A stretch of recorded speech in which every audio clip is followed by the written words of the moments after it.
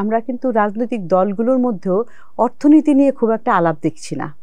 আমি আশা করছি যে যখন আরও এই নির্বাচনের তফসিল ঘোষণা হবে, যখন থেকে তারা প্রচার শুরু করবে, তাদের যে একটা রাজনৈতিক ইশতেহার, নির্বাচনী ইশতেহার হবে, হ্যাঁ, তো ওই ইশতেহারে এক কমিটমেন্ট থাকবে, এটাই।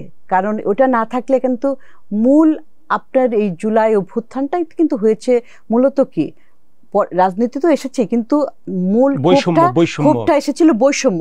চাকরি নাই, একমাত্র চাকরি সরকারি চাকরিতে আছে, তারপরেও আবার এত কোটা। তো এই এত বেকারত্ব মানেই হচ্ছে আমার অর্থনৈতিক সংগ্রাম। তো এইটা কিন্তু আন্ডারলাইং ফ্যাক্টর ছিল। কিন্তু আমরা দেখছি যে এই যে নির্বাচন কেমন হবে, উচ্চ পরিষদ না নিম্ন পরিষদ ইত্যাদি, প্রপোর্শনেট রিপ্রেজেন্টেশন, নানান কিছু নিয়ে আছে, এগুলো দরকার, কিন্তু আমি তো সাইডলাইন হয়ে গেছে।